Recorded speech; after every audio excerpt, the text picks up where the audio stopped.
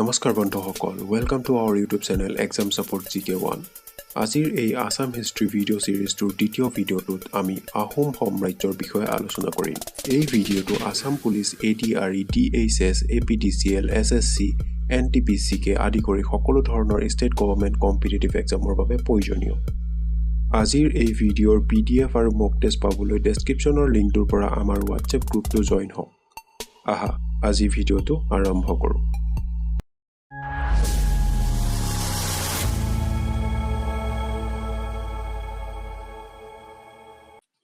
আমাৰ 1 নম্বৰ প্ৰশ্নটো হৈছে আহোমসকলৰ প্ৰথম স্বৰ্গদেউজনৰ নাম কি আছিল? আমাৰ শুদ্ধ উত্তৰটো হ'ব অপচন নম্বৰ C, চুকাফা। এইটো তোমালোক সকলোৱে জানা যে চুকাফা আছিল আহোমসকলৰ প্ৰথম স্বৰ্গদেউ। চুকাফা আছিল আহোম সাম্ৰাজ্যৰ প্ৰতিষ্ঠাতা। তেওঁ মূলতঃ টাই জনগোষ্ঠীৰ চান শাখাৰ লোক আছিল। তেওঁ 1215 খ্ৰীষ্টাব্দত দক্ষিণ চীনৰ মাওলুং ৰাজ্য ত্যাগ কৰি ৰাজকুমাৰ চুকাফাই 1228 চনত পাটকাই পৰ্বত পাৰ হৈ 1229 চনত নিজকে ৰজা পাতে। তোমালোকে মনত ৰাখিবা যে চুকাফা আছিল আহোম সাম্ৰাজ্যৰ প্ৰতিষ্ঠাতা। তেওঁ মূলতঃ টাই জনগোষ্ঠীৰ চান শাখাৰ লোক আছিল আৰু তেওঁ 1215 খ্ৰীষ্টাব্দত দক্ষিণ চীনৰ মাওলুং ৰাজ্য ত্যাগ কৰি 1228 চনৰ পাটকাই পৰ্বত পাৰ হৈ 1229 চনত নিজকে ৰজা পাতে। এতিয়া আমি নেক্সট কুৱেশ্যনটো চাওঁ।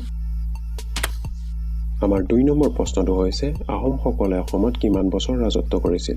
আমাৰ শুদ্ধ উত্তৰটো হ'ল অপচন নম্বৰ C, প্ৰায় 600 বছৰ। আহোমসকলে অসমত 1229 খ্ৰীষ্টাব্দৰ পৰা ইয়াণ্ডাবু সন্ধিলৈকে প্ৰায় 600 বছৰ ৰাজত্ব কৰিছিল। আহোমসকলৰ চুকাফাই শিৱসাগৰ জিলাৰ চৰাইদেউত 1253 চনত তেওঁ স্থায়ীকৈ ৰাজধানী পাতে। তোমালোকে মনত ৰাখিবা যে আহোমসকলে অসমত প্ৰায় 600 বছৰ ৰাজত্ব কৰিছিল আৰু আহোমসকলৰ চুকাফাই শিৱসাগৰ জিলাৰ চৰাইদেউত 1253 চনত ৰাজধানী পাতিছিল। এতিয়া আমি নেক্সট কুৱেশ্যনটো চাওঁ। আমাৰ 3 নম্বৰ প্ৰশ্নটো হৈছে আহোম বুৰঞ্জীৰ লিখন পদ্ধতি প্ৰচলন কৰা প্ৰথম ব্যক্তি কোন আছিল? আমাৰ শুদ্ধ উত্তৰটো হ'ব অপচন নম্বৰ C, চুকাফা। তোমালোকে মনত ৰাখিবা যে চুকাফা আছিল অসম বুৰঞ্জীৰ লিখন পদ্ধতি প্ৰচলন কৰা প্ৰথম ব্যক্তি। এই বুৰঞ্জীৰ শব্দটো টাই আহোম ভাষাৰ পৰা উৎপত্তি হৈছে। তোমালোকে এই কথাটো মনত ৰাখিবা যে বুৰঞ্জীৰ শব্দটো টাই আহোম ভাষাৰ পৰা আহিছে আৰু চুকাফা আছিল দক্ষিণ চীনৰ মাওলুং ৰাজ্যৰ ৰাজকুমাৰ। এতিয়া আমি নেক্সট কুৱেশ্যনটো চাওঁ। আমাৰ 4 নম্বৰ প্ৰশ্নটো হৈছে অসমীয়া ভাষাত লিখা প্ৰথমখন বুৰঞ্জীৰ নাম কি? আমাৰ শুদ্ধ উত্তৰটো হ'ব অপচন নম্বৰ B, অসম বুৰঞ্জী। তোমালোকে মনত ৰাখিবা যে অসম বুৰঞ্জীখন অসমীয়া ভাষাত লিখা প্ৰথমখন বুৰঞ্জী। এতিয়া আমি নেক্সট কুৱেশ্যনটো চাওঁ। আমাৰ 5 নং প্ৰশ্নটো হৈছে বৰগোহাঁই আৰু বুঢ়াগোহাঁই পদবীৰ কোনজন স্বৰ্গদেৱে সৃষ্টি কৰিছিল? আমাৰ শুদ্ধ উত্তৰটো হ'ব অপচন নম্বৰ B, চুকাফা। তোমালোকে মনত ৰাখিবা যে চুকাফাই বৰগোহাঁই আৰু বুঢ়াগোহাঁই পদবীটোৰ সৃষ্টি কৰিছিল। এতিয়া আমি নেক্সট কুৱেশ্যনটো চাওঁ। আমাৰ 6 নং প্ৰশ্নটো হৈছে চুকাফা দিৱস কোন তাৰিখে পালন কৰা হয়? আমাৰ শুদ্ধ উত্তৰটো হ'ব option number B, 2 December. Sukaphaa দিৱস বা অসম দিৱস প্ৰতি বছৰৰ 2 ডিচেম্বৰ তাৰিখে পালন কৰা হয়। তোমালোকে মনত ৰাখিবা যে চুকাফা দিৱসটো 2 ডিচেম্বৰ তাৰিখে পালন কৰা হয় আৰু সেই চুকাফা দিৱসকে অসম দিৱস নামেৰেও জনা যায়। এতিয়া আমি নেক্সট কুৱেশ্যনটো চাওঁ। আমাৰ 7 নম্বৰ প্ৰশ্নটো হৈছে তলৰ কোনজন স্বৰ্গদেউৰ উত্তৰাধিকাৰ সূত্ৰে চুতেওফা ৰজা হয়? আমাৰ শুদ্ধ উত্তৰটো হ'ব অপচন নম্বৰ B, চুকাফা। তোমালোকে মনত ৰাখিবা যে চুকাফাৰ উত্তৰাধিকাৰ সূত্ৰে চুতেওফা ৰজা হয়। এতিয়া আমি নেক্সট কুৱেশ্যনটো চাওঁ। আমাৰ 8 নং প্ৰশ্নটো হৈছে বামুণী কৰ বুলিলে কোনজন স্বৰ্গদেউক জনা যায়? আমাৰ শুদ্ধ উত্তৰটো হ'ব অপচন নম্বৰ D, চুদাংফা। তোমালোকে মনত ৰাখিবা যে চুদাংফাক বামুণী কৰ নামেৰেও জনা যায়। ব্ৰাহ্মণৰ ঘৰত ডাঙৰ দীঘল হোৱাৰ বাবে অসম বুৰঞ্জীক চুদাংফাক বামুণী কৰ নামেৰে প্ৰখ্যাত। এইজনা স্বৰ্গদেৱে প্ৰথম হিন্দু আচাৰ নীতি গ্ৰহণ কৰিছিল।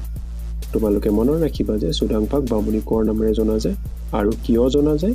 ব্ৰাহ্মণৰ ঘৰত ডাঙৰ দীঘল হোৱাৰ বাবে অসম বুৰঞ্জীক চুদাংফাক বামুণী কৰ নামেৰে জনা যায় আৰু এইজনা মানে চুদাংফাই প্ৰথম হিন্দু আচাৰ নীতি গ্ৰহণ কৰিছিল। এতিয়া আমি নেক্সট কুৱেশ্যনটো চাওঁ। আমাৰ 9 নম্বৰ প্ৰশ্নটো হৈছে শিঙৰি ঘৰত উঠা প্ৰথা কোনজন স্বৰ্গদেৱে প্ৰৱৰ্তন কৰিছিল? আমাৰ শুদ্ধ উত্তৰটো হ'ব অপচন নম্বৰ D, চুদাংফাই। তোমালোকে মনত ৰাখিবা যে চুদাংফাই শিঙৰি ঘৰত উঠা প্ৰথা আৰম্ভ কৰিছিল। আহোম স্বৰ্গদেউ চুদাংফাই আহোম সাম্ৰাজ্যৰ প্ৰথমবাৰৰ বাবে শিঙৰি ঘৰত উঠা প্ৰথা প্ৰচলন কৰে। ৰজা শিঙৰি ঘৰত উঠাৰ সময়ত শিঙৰি কাঠেৰে 3টা চাংঘৰ সজা হয় পাটঘৰ হুলুংঘৰ আৰু শিঙৰি ঘৰ তোমালোকে মনত ৰাখিবা যে সুদাংফাই শিঙৰি ঘৰত উঠা প্ৰথা আৰম্ভ কৰিছিল আৰু শিঙৰি ঘৰত উঠাৰ সময়ত তিনিটা চাংঘৰ সজা হয় পাটঘৰ হুলুংঘৰ আৰু শিঙৰি ঘৰ এটা আমি নেক্সট কোৱেশ্চনটো চাওঁ আমাৰ 10 নম্বৰ প্ৰশ্নটো হৈছে চাওফা শব্দৰ অৰ্থ কি আমাৰ শুদ্ধ উত্তৰটো হ'ব অপচন নম্বৰ ডি স্বৰ্গদেউ তোমালোকে মনত ৰাখিবা যে চাওফা শব্দৰ অৰ্থ হ'ল স্বৰ্গদেউ এটা আমি নেক্সট কোৱেশ্চনটো চাওঁ আমাৰ 11 নম্বৰ প্ৰশ্নটো হৈছে কোনজন আহোম ৰজাই স্বৰ্গনাৰায়ণ উপাধি গ্ৰহণ কৰিছিল আমাৰ শুদ্ধ উত্তৰটো হ'ব অপচন নম্বৰ এ সুহুং মুহুং তোমালোকে মনত ৰাখিবা যে সুহুং মুহুঙে স্বৰ্গনাৰায়ণ উপাধি গ্ৰহণ কৰিছিল এতিয়া আমি নেক্সট কোৱেশ্চনটো চাওঁ আমাৰ 12 নম্বৰ প্ৰশ্নটো হৈছে সুহুং মুহুঙক দিহিঙীয়া ৰজা বুলি কিয় জনা যায় আমাৰ শুদ্ধ উত্তৰটো হ'ব অপচন নম্বৰ এ ৰাজধানী স্থানান্তৰ সুহুং মুহুং স্বৰ্গদেৱে আহোমৰ ৰাজধানী পূৰ্বৰ স্বৰ্গোৱাৰ পৰা দিহিঙৰ পাৰৰ বকতালৈ তুলি আনিছিল বাবে সুহুং মুহুঙক দিহিঙীয়া ৰজা বোলা হয় তোমালোকে মনত ৰাখিবা যে কি সুহুং মুহুঙক দিহিঙীয়া ৰজা বোলা হয় কাৰণ তেওঁ ৰাজধানী স্থানান্তৰ কৰিছিল ৰাজধানী পূৰ্বৰ স্বৰ্গোৱাৰ পৰা দিহিঙৰ পাৰৰ বকতালৈ তুলি আনিছিল বাবে সুহুং মুহুঙক দিহিঙীয়া ৰজা বোলা হয় আমি নেক্সট কোৱেশ্চনটো চাওঁ আমাৰ 13 নম্বৰ প্ৰশ্নটো হৈছে কোনজন আহোম ৰজাই হিন্দুৰ শকাব্দ গ্ৰহণ আৰু প্ৰচলন কৰিছিল আমাৰ শুদ্ধ উত্তৰটো হ'ব অপচন নম্বৰ এ সুহুং মুহুং স্বৰ্গদেউ স্বৰ্গনাৰায়ণে আহোমসকলৰ পূৰ্বৰ আইজোতা অশব্দৰ পৰিৱৰ্তে হিন্দুৰ শকাব্দ গ্ৰহণ আৰু প্ৰচলন কৰে তোমালোকে মনত ৰাখিবা যে আহোম ৰজা সুহুং মুহুঙে পূৰ্বৰ আইজোতা অশব্দৰ পৰিৱৰ্তে হিন্দু শকাব্দ গ্ৰহণ আৰু প্ৰচলন কৰে এটা আমি নেক্সট কোৱেশ্চনটো চাওঁ আমাৰ 14 নম্বৰ প্ৰশ্নটো হৈছে অসমৰ নেপোলিয়ন বুলি কোনজন আহোম ৰজাক জনা যায় আমাৰ শুদ্ধ উত্তৰটো হ'ব অপচন নম্বৰ এ সুহুং মুহুং তোমালোকে মনত ৰাখিবা যে সুহুং মুহুঙক অসমৰ নেপোলিয়ন বুলি জনা যায় নেক্সট কোৱেশ্চনটো চাওঁ আমাৰ 15 নম্বৰ প্ৰশ্নটো হৈছে কোন গৰাকী আহোম ৰজাৰ ৰাজত্বকালত মুছলমানে অসম আক্ৰমণ কৰিছিল আমাৰ শুদ্ধ উত্তৰটো হ'ব অপচন নম্বৰ এ সুহুং মুহুং তোমালোকে মনত ৰাখিবা যে সুহুং মুহুঙৰ ৰাজত্বকালত মুছলমানে অসম আক্ৰমণ কৰিছিল সুহুং মুহুং ৰাজত্বকালত মুছলমানে 3বাৰ অসম আক্ৰমণ কৰিছিল 2006 চনৰ বখতিয়াল খিলিজীয়ে প্ৰথম অসম আক্ৰমণ কৰিছিল তোমালোকে মনত ৰাখিবা যে কি আহোম ৰজা সুহুং মুহুঙৰ ৰাজত্বকালত মুছলমানে 3বাৰ অসম আক্ৰমণ কৰিছিল আৰু প্ৰথম অসম আক্ৰমণ কৰিছিল বখতিয়াল খিলিজীয়ে 1206 চনত এতিয়া আমি নেক্সট কোৱেশ্চনটো চাওঁ আমাৰ 16 নম্বৰ প্ৰশ্নটো হৈছে গয়া ৰজা বুলি কোনজন ৰজাক জনা যায় আমাৰ শুদ্ধ উত্তৰটো হ'ব অপচন নম্বৰ সি শুক্লেংমুং তোমালোকে মনত ৰাখিবা যে শুক্লেংমুঙক গয়া ৰজা বুলি জনা যায় শুক্লেংমুঙে বকতাৰ পৰা আহোমৰ ৰাজধানী কৰগাঁৱলৈ তুলি অনাৰ বাবে তেওঁ গয়া ৰজা বোলা হয় এতিয়া আমি নেক্সট কোৱেশ্চনটো চাওঁ আমাৰ 17 নম্বৰ প্ৰশ্নটো হৈছে খুৰা ৰজা কোনজন আমাৰ শুদ্ধ উত্তৰটো হ'ব অপচন নম্বৰ বি সুখামফা তোমালোকে মনত ৰাখিবা যে সুখামফাক খুৰা ৰজা নামেৰেও জনা যায় 1562 চনত হাণ্ডিয়া যুদ্ধত কোচ সৈনিক বাহিনীৰ হাতত পৰাস্ত হৈছিল তোমালোকে মনত ৰাখিবা যে সুখামফা মানে খুৰা ৰজা 1562 চনত হাণ্ডিয়া যুদ্ধত কোচ সৈনিক বাহিনীৰ হাতত পৰাস্ত হৈছিল এতিয়া আমি নেক্সট কোৱেশ্চনটো চাওঁ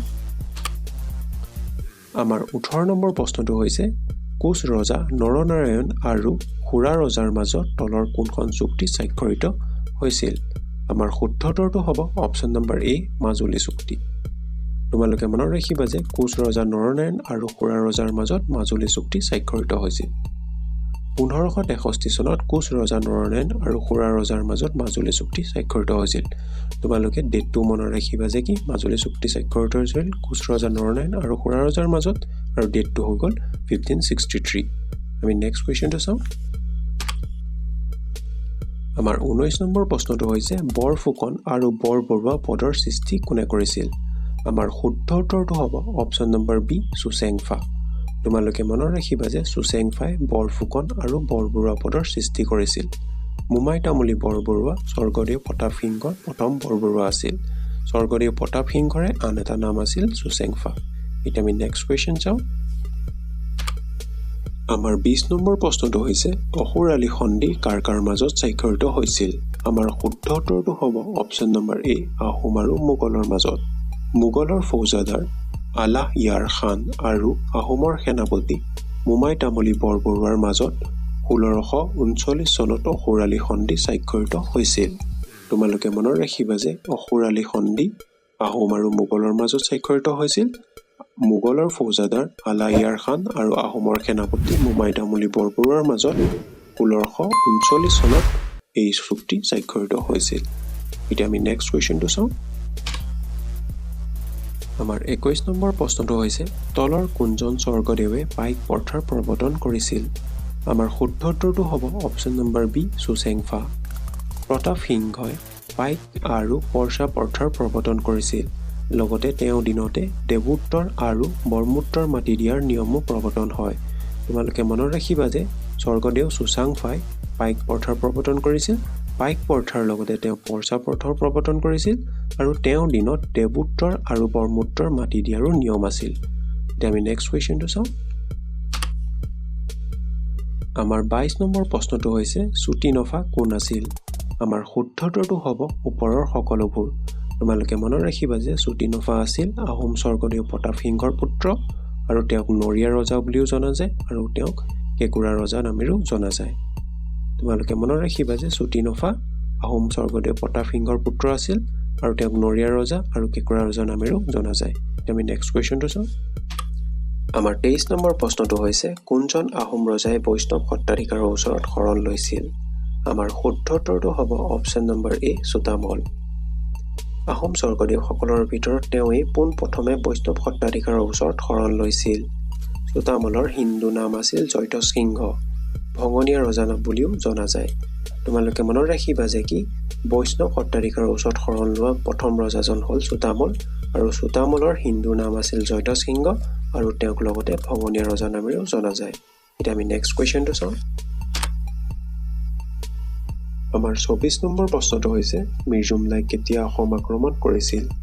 আমাৰ শুদ্ধ উত্তৰটো হ'ব অপশ্যন নম্বৰ চি 1662 খ্ৰীষ্টাব্দ।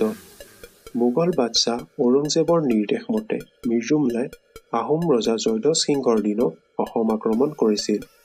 তোমালোকে মনত ৰাখিবা যে মিৰ্জুমলাই 1662 খ্ৰীষ্টাব্দত অসম আক্ৰমণ কৰিছিল আৰু তেওঁ মোগল বাদশ্বাহ ঔৰংজেবৰ নিৰ্দেশ মতে আহোম ৰজা জয়ধ্বজ সিংহৰ দিনত অসম আক্ৰমণ কৰিছিল। আমি নেক্সট কুৱেশ্যনটো চাওঁ। আমাৰ 25 নম্বৰ প্ৰশ্নটো হৈছে মিৰ্জুমলাইৰ লগত অসমলৈ অহা বুৰঞ্জীৰ বিদ্বানৰ নাম কি?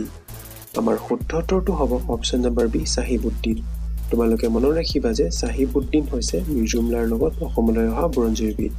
এতিয়া আমি নেক্সট কুৱেশ্যনটো চাওঁ। আমাৰ 26 নম্বৰ প্ৰশ্নটো হৈছে কোন তাৰিখে ঘিলঝিৰিঘাট সন্ধি স্বাক্ষৰিত হৈছিল? আমাৰ শুদ্ধ উত্তৰটো হ'ব অপশ্যন নম্বৰ এ 23 জানুৱাৰী 1663 চনত। আহোম স্বৰ্গদেউ জয়ধ্বজ সিংহ আৰু মোগলৰ মাজত 23 জানুৱাৰী 1663 চনত ঘিলঝিৰিঘাট সন্ধি স্বাক্ষৰিত হয়। তোমালোকে মনত ৰাখিবা যে ঘিলঝিৰিঘাট সন্ধি 23 জানুৱাৰী 1663 চনত স্বাক্ষৰিত হৈছিল আহোম স্বৰ্গদেউ জয়ধ্বজ সিংহ আৰু মোগলৰ মাজত। আমি নেক্সট কুৱেশ্যনটো চাওঁ। আমাৰ 27 নম্বৰ প্ৰশ্নটো হৈছে অসমীয়া জীয়াৰী ৰমণী গাভৰুৰ আনটো নাম কি? আমাৰ শুদ্ধ উত্তৰটো হ'ব অপশ্যন নম্বৰ ডি ৰহমত বানু বেগম। তোমালোকে মনত ৰাখিবা যে ৰমণী গাভৰুৰ আনটো নাম হ'ল ৰহমত বানু বেগম। ৰমণী গাভৰুৰ স্বৰ্গদেউ জয়ধ্বজ সিংহৰ জীয়াৰী আছিল আৰু তেওঁৰ প্ৰকৃত নাম হ'ল নামচেং গাভৰু। তোমালোকে এইটো মনত ৰাখিবা যে ৰমণী গাভৰুৰ স্বৰ্গদেউ জয়ধ্বজ সিংহৰ জীয়াৰী আৰু তেওঁৰ প্ৰকৃত নাম আছিল নামচেং গাভৰু। এতিয়া আমি নেক্সট কুৱেশ্যনটো চাওঁ। আমাৰ 28 নম্বৰ প্ৰশ্নটো হৈছে মোমাই তামুলী বৰবৰুৱাৰ পুত্ৰ কোন আছিল? আমাৰ শুদ্ধ উত্তৰটো হ'ব option number B Lachit Borphukan. তোমালোকে মনত ৰাখিবা যে লাচিত বৰফুকন আছিল মোমাই তামুলী বৰবৰুৱাৰ পুত্ৰ। মোমাই তামুলী বৰবৰুৱাৰ পুত্ৰ লাচিত বৰফুকন আছিল চক্ৰধ্বজ সিংহৰ বৰফুকন। তোমালোকে এইটো মনত ৰাখিবা যে মোমাই তামুলী বৰবৰুৱাৰ পুত্ৰ লাচিত বৰফুকন আছিল চক্ৰধ্বজ সিংহৰ দিনৰ বৰফুকন। এতিয়া আমি নেক্সট কুৱেশ্যনটো চাওঁ। আমাৰ 29 নম্বৰ প্ৰশ্নটো হৈছে আলাইবৰ যুদ্ধ কেতিয়া সংঘটিত হৈছিল? আমাৰ শুদ্ধ উত্তৰটো হ'ব অপশ্যন নম্বৰ চি 1669 চনত। তোমালোকে মনত ৰাখিবা যে 1669 চনত আলাইবৰ যুদ্ধ হৈছিল। এতিয়া আমি নেক্সট কুৱেশ্যনটো চাওঁ। আমাৰ 30 নম্বৰ প্ৰশ্নটো হৈছে শৰাইঘাট যুদ্ধ কেতিয়া সংঘটিত হৈছিল? আমাৰ শুদ্ধ উত্তৰটো হ'ব অপশ্যন নম্বৰ বি 1671 চনত। 1671 চনত আহোম আৰু মোগলৰ মাজত শৰাইঘাট যুদ্ধ সংঘটিত হৈছিল। আহোমৰ সেনাপতি লাচিত বৰফুকন আৰু মোগলৰ সেনাপতি ৰামসিংহ আছিল। তোমালোকে মনত ৰাখিবা যে শৰাইঘাট যুদ্ধ সংঘটিত হৈছিল 1671 চনত আৰু সেই শৰাইঘাট যুদ্ধত আহোমৰ সেনাপতি আছিল লাচিত বৰফুকন আৰু মোগলৰ সেনাপতি আছিল ৰামসিংহ। এতিয়া আমি নেক্সট কুৱেশ্যনটো চাওঁ। আমাৰ 31 নম্বৰ প্ৰশ্নটো হৈছে শৰাইঘাট যুদ্ধৰ সময়ত আহোমৰ ৰজা কোন আছিল? আমাৰ শুদ্ধ উত্তৰটো হ'ব অপশ্যন নম্বৰ ডি উদয়াদিত্য সিংহ। তোমালোকে মনত ৰাখিবা যে শৰাইঘাট যুদ্ধৰ সময়ত আহোমৰ ৰজা আছিল উদয়াদিত্য সিংহ।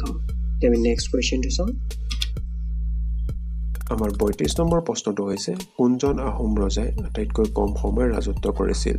আমাৰ শুদ্ধ উত্তৰটো হ'ব অপশ্যন নম্বৰ চি চুহুং। তোমালোকে মনত ৰাখিবা যে আহোম ৰজা চুহুঙে আটাইতকৈ কম সময় ৰাজত্ব কৰিছিল। শুক্লাংফাৰ মৃত্যুৰ পাছত দেবেৰা হাজৰিকাই চুহুঙক ৰাজসিংহাসনত বহুৱাইছিল, কিন্তু 21 দিনৰ পাছত দেবেৰা হাজৰিকাই তেওঁক হত্যা কৰে। দেবেৰা হাজৰিকাক হত্যা কৰিছিল অটন বুঢ়াগোহাঁয়ে। তোমালোকে মনত ৰাখিবা যে শুক্লেংফাৰ মৃত্যুৰ পাছত দেবেৰা হাজৰিকাই চুহুঙক ৰাজসিংহাসনত বহাইছিল আৰু 21 দিনৰ পাছত সেই দেবেৰা হাজৰিকাই তেওঁক হত্যা কৰিছিল আৰু দেবেৰা হাজৰিকাক হত্যা কৰিছিল অটন বুঢ়াগোহাঁয়ে। আৰু শুক্লেংফাৰ হিন্দুৰ নাম আছিল ৰামদাস সিংহ। তোমালোকে মনত ৰাখিবা যে চুহুং হ'ল আহোম ৰজাসকলৰ ভিতৰত আটাইতকৈ কম ৰাজত্ব কৰা ৰজা। তেওঁ শুক্লাংফাৰ পিছৰ ৰজা আছিল আৰু তেওঁক ৰজা বনাইছিল দেবেৰা হাজৰিকাই। আজিৰ ভিডিঅ'টোত ইমানেই। আহোম সাম্ৰাজ্যৰ লগত জড়িত থকা অন্যান্য প্ৰশ্নসমূহ আমি আগন্তুক ভিডিঅ'টোত আলোচনা কৰিম। বাই।